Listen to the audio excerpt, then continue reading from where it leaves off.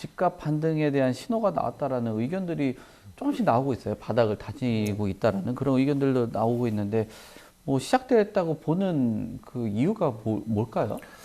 어쨌든 이 거래량이 어느 정도 활성화됐다고 보여지니까 예전에 워낙 안 좋다 보니까 지금 상대적인 거죠. 그러니까 근데 또 그러면 부동산 거래가 되게 활발했던 시기에 비해서는 또 아닌 겁니다. 그러니까 지금 그것도 이제 약간 상대적인 개념인 거고 이 어떻게 보면 저희 같은 언론인들이 이 약간의 조금 그런 유도를 하는 것도 있다고 봐요. 근데 왜 이렇게 유도하는 거예요? 네, 그건 뭐 제가 어쨌든 이런 부분에 대해서 뭐 할 말이 없게 하듯이 어쨌든 이런 부분에 대해서 일단 이 금리라든가 이런 부분이 있고 그리고 최근에 뭐 거래량이 활성화됐지만 또 본인 매물을 또 걷어들이신 분들이 있잖아요. 공시가 하락되면서 또 세금 부담도 줄어들고 또 이 가격이 좀 더 오르지 않을까. 왜냐면 부동산 항상 우상향 된다라는 그런 말이 있듯이 그래서 그리고 이 부동산이 아니고 자체가 어느 정도 일부 국자는 이런 얘기들 앞으로는 묘서동처. 그러니까 고양이와 쥐가 함께한다 해서 악재 호전이 함께 공존해 있다 지금은 그렇기 때문에 이 부동산을 예측하기보다는 이 상황에 봤을 때 어떻게 대처를 잘하는 것이 더 중요하다고 이렇게 얘기하는 분도 있고요.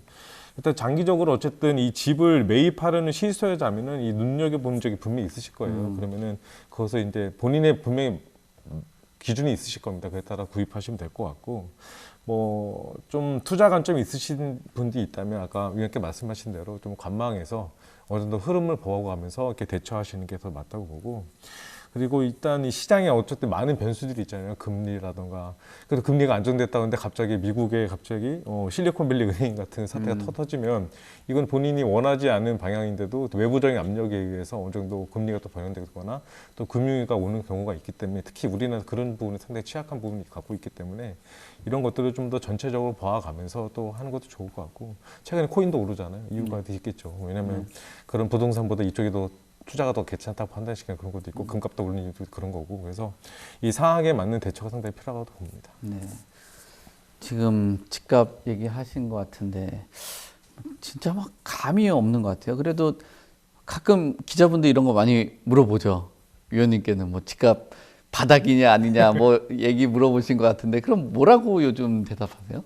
사실은 지역별로 다르다고 말씀을 드립니다. 그게 사실 솔직한 대답이죠. 그렇죠. 그러니까 저희가 사실 5년 전, 6년 전을 생각해 보면 사람들이 집을 안 사는 지역은 다 이유가 있었습니다. 그러니까 집을 매수하기보다는 거기 살게 되면 전세를 살지 이런 지역들이 분명히 있었고 그렇지 않은 지역들이 있었습니다. 그런데 작년, 재작년까지 보게 되면 아니 이런 데가 왜 가격이 오르지? 라고 했던 곳까지 가격이 오른 곳이 많았습니다. 그럼 당연히 상황이 안 좋아질 때는 시장 상황이 안 좋아질 때는 그런 곳들부터 가격이 빠지는 겁니다. 그 때문에 지금 시점에서 가격 변동이 된 곳들을 보게 되면 여전히 사람들이 실거주든 실수요든 매수하려고 하는 지역은 정해져 있고 그렇지 않은 곳들은 또 명확하게 나타나고 있습니다. 자, 이런 내용들을 분석으로 보는 것이 아니라 우리는 쉽게 생각하는 게 가장 좋습니다. 그러니까 사람들은 어차피 어딘가에서 직장을 다니고 자녀를 키우고 주말을 보내면서 살아갑니다. 그러면 자 이렇게 살아가시는 분들이 자가주택을 갖고 있는 것에 만족을 할 것인지 아니면 앞으로도 계속 어딘가에서 임대료를 내고 사는 것에 만족할 것인지 이 두 가지를 먼저 우리 사회의 문화에 비춰본다면은 답은 이건 명확합니다. 자 그렇다면 사람들이 그렇게 앞으로도 계속 살아가야 한다면 어디에 거주하고 싶을 것인가 어디에서 정주하고 싶을 것인가 이렇게 생각을 하고 접근을 한다면 답이 복잡하지가 않습니다.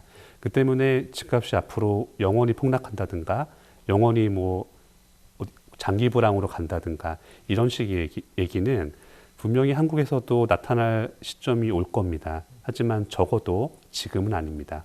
그 때문에 최근까지는 집값 반등이나 하락에 대해서 저에게 질의를 주실 때 저는 이런 식으로 답변을 드렸습니다. 여력이 있으시다면 가족과 함께 살만한 지역으로 먼저 보시는 게 맞다라고 답을 드렸습니다. 네. 좀 뭐 요즘 변화가 워낙 좀 많다 보니까 그 대답하기도 어려운 것 같아요. 예전에 그냥 무조건 오른다라고 해도 저금리 유동성이 받쳐졌었는데 요즘엔 좀 많이 흐름이 좀 많이 바뀐 것 같아요. 네.